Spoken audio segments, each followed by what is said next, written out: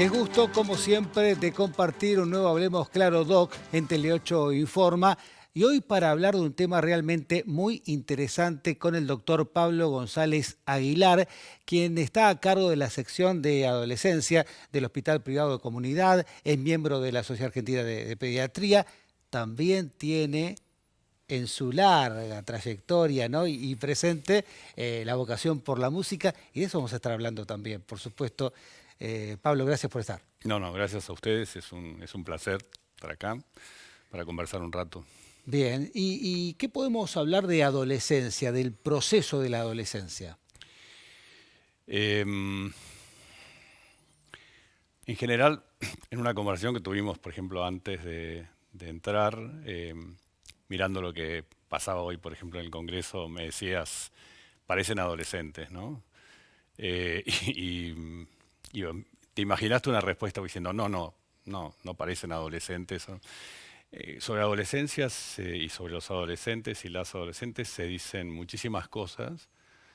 Hay tendencia a, digamos, a construir, por un lado, cierta idealización de que tienen una pureza de ideales, por ejemplo, que no se tienen en otros momentos de la vida. También hay construcciones en las cuales aparece por primera vez, y es una novedad, digamos, en relación a la infancia, la idea de que son individuos de una cierta corpulencia, ya igual o incluso con mayor fuerza que los adultos, y es la primera vez en la vida que la comunidad no espera con demasiada sorpresa una transgresión a veces de consecuencias graves, ¿no? Entonces, de una idealización de que son ángeles, se pasa a la otra opuesta, que son unas especies de demonios imprevisibles, unos feos, sucios y malos, ¿no? Como la película de Scola. Y en realidad es un proceso que tiene de todo, es un proceso largo. Hay una psicoanalista francesa que se llama Françoise Dolto que habla del proceso adolescente, pero para decirlo en términos simples, pasan dos cosas bastante específicas en la adolescencia. La primera es que es la primera vez en la vida donde se adquiere lo que se llama la capacidad reproductiva, que sería la capacidad que tiene un individuo a través del ejercicio de la sexualidad de generar otro. Claro, y ese es uno de los principales desafíos, ¿no? Y, Que por ahí dista mucho de otras etapas de la vida. exacto, esa, digamos, es Claro. algo, pero como muy característico. Y la otra es que si bien durante toda la infancia, desde el nacimiento, con un individuo comparado con otras especies bastante desvalido, se opera un proceso de autonomía creciente a lo largo de toda la infancia, pero que en la adolescencia, si las cosas salen bien, y por suerte la mayoría de las veces salen muy bien, ese proceso de autonomía creciente se termina completando. Y un poco lo que define el pasaje de la adolescencia a la adultez es el logro de esa autonomía que se da básicamente en varios aspectos, digamos, la posibilidad de elegir una pareja y sentirse relativamente cómodo y seguro con ella, es una cierta estabilidad, la autonomía económica, la autonomía y la concreción de algo vocacional y todo eso. Y todo ese proceso de autonomía que transcurre a lo largo de la adolescencia, tiene momentos de avance, momentos de regresiones, no opera igual en todos los aspectos estos que hablábamos, pero nos obliga a los profesionales de la salud a trabajar con individuos en un proceso de autonomía creciente en el cual a veces las decisiones al inicio se comparten mucho más con los padres o con los cuidadores y a medida que transcurre hay que empezar a hacer contratos y acuerdos con ellos y con ellas mismas, Claro, ¿no? y en la sección adolescencia del HPC, ¿no? ¿Qué consultas se reciben? Porque más allá de todas las características biológicas, sociales, particulares de cada persona, hay un mundo detrás de esto. Ujú, Y no solamente es tratar enfermedades, ¿no? Sino ujú. el bienestar integral y la salud integral del joven. Sí. Te completo una cosa más Sí, respecto de lo otro. Otro aspecto interesante dentro de esto que hablamos de la autonomía creciente y la capacidad reproductiva es que la adolescencia podía verse como un proceso que se pasa de la endogamia, en la cual lo familiar, los valores familiares, los ideales, los colores, todo eso están muy teñidos de lo endogámico, de lo que sucede dentro de la propia familia, a la exogamia, que es una síntesis de esos valores más experiencias que se hacen a través del intercambio y que terminan generando individuos, por suerte, diferentes, ni mejores ni peores, pero diferentes a los de sus progenitores Claro, o claro, claro, claro. sus padres. Si no, sería una especie de repetición probablemente bastante tóxica. Ahora, en relación a lo que preguntabas, sí, las consultas o los motivos de consulta, de alguna manera, que tenemos en la sección, tienen que ver con muchas cosas. Tienen que ver con, de alguna manera, una especie de pregunta, a veces tácita y a veces no, de corroborar que lo que les está sucediendo está dentro de lo esperable y de lo normal. Una especie de confirmación de que lo que va sucediendo está saliendo bien. Porque hay situaciones donde eso podría ponerse muchísimas veces en duda. Y la verdad es que la mayoría de las veces la respuesta es confirmatoria de que eso está bien. Eso es un tema y tiene que ver con los controles de salud, cómo estoy creciendo, cómo me Claro. estoy desarrollando, qué me está pasando con el cuerpo. Por otra parte, hay consultas que tienen que ver específicamente con dolencias que aparecen a esa edad. Aparecen ciertas preocupaciones que tienen que ver con dolores en la espalda o con desviaciones de la espalda o con problemas en la piel que están asociados básicamente a la irrupción hormonal, etcétera, o con preocupaciones a partir de situaciones concretas del ejercicio de la sexualidad que lleva a tener, por un lado, la necesidad de instaurar conversaciones como para poder ejercerla de una manera donde no aparezcan los cucos, que son un poco las enfermedades y los embarazos no planificados, pero no por eso dejar de ejercerlo, El, digamos, el ¿de qué diálogo manera? intrafamiliar es muy importante, ¿no? ¿Cómo? El diálogo intrafamiliar, obviamente, Se ¿no? cuenta con eso Claro. y al mismo tiempo se les da la oportunidad de que tengan un espacio propio. Este sería otro aspecto.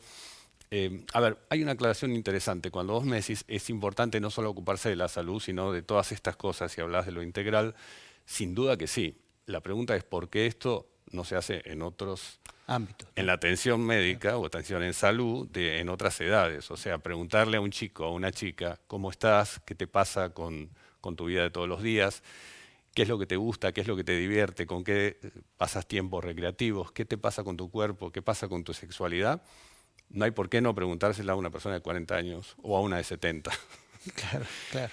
O sea, la integración entre lo que uno dice, el aspecto puramente biomédico, la presión arterial, el crecimiento, el colesterol, etcétera, que son temas que igual nos preocupan, aunque tengan una frecuencia como problema mucho menor que en otros momentos de la vida, de ninguna manera nos justificaría en una persona de 40 años que con un encuentro con el médico no le pregunte qué te pasa, cómo estás en tu casa, qué pasa con tu sexualidad, cómo son tus encuentros, qué pasa con tu trabajo, cómo eso incide sobre tu vida de todos los días. O sea, lo que se da como por sentado que en esta etapa es imprescindible, en realidad debería serlo en cualquier otra etapa de la Así es, vida bueno, donde nos y, ocupemos de... claro, importante porque todo eso se aborda, ¿no? De una forma integral en la sección de adolescencia del Ujú. HPC. Y no quería dejar de preguntarte, y ya cerrando esta charla, porque el tiempo nos apremia, tu vocación, ¿no? De director escénico de ópera, ¿no? Hace muchísimos años, tu vocación por la música, obviamente por el trabajo también, pero ¿cómo haces para combinar las dos actividades y si volcás algo de eso en la atención también de la salud? Eh, Me siento deseoso y cómodo haciendo las dos cosas.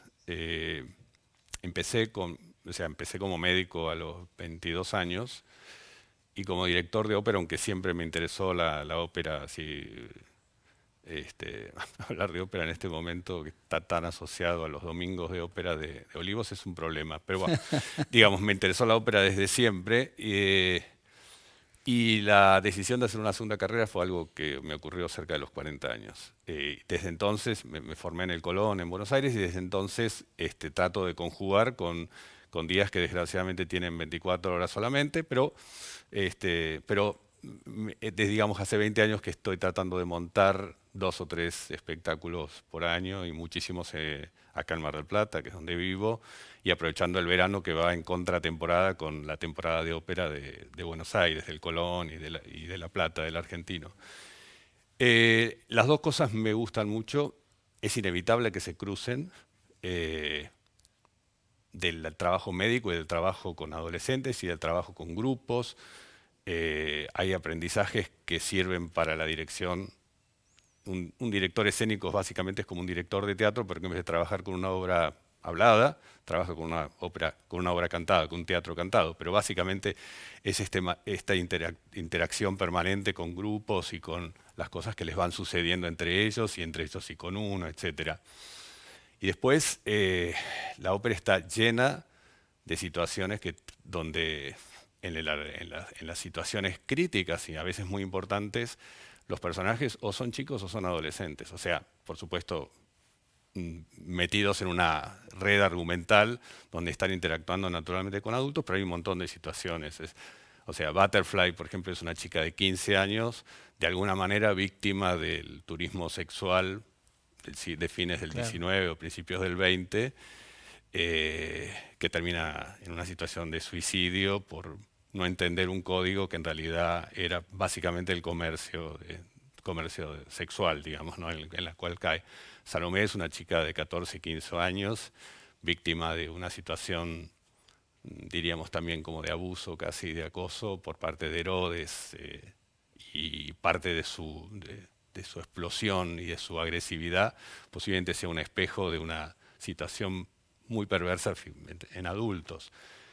Hay situaciones más lindas. Los genios de la flauta mágica son unos chicos que guían teóricamente a los personajes a lo largo de la historia, pero que en determinados momentos donde los adultos se van de mambo y se extravían y piensan incluso en dos de ellos suicidarse, son los que aparecen y aclaran la situación como si fueran una especie de deus ex machina que explican, desatan el malentendido y rescatan a los adultos de una situación de extravío y de medio de locura y un poco autolesiva, ¿no? Así que todo el tiempo se ven. Así es. Posiblemente verlo desde mi perspectiva de médico, algunos de esos personajes permiten ver alguna faceta que de todas maneras el arte se las ha rebuscado para describirla de una manera mucho más interesante y magistralmente interesante que las descripciones más aburridas que hacemos los médicos. Pero básicamente es eso, No, ¿no? pero es atrapante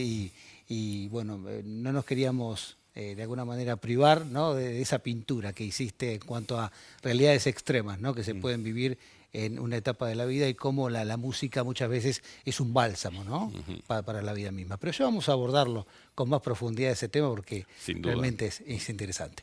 Gracias, Pablo, por estar. Gracias a ustedes, es un placer realmente. Muy bien.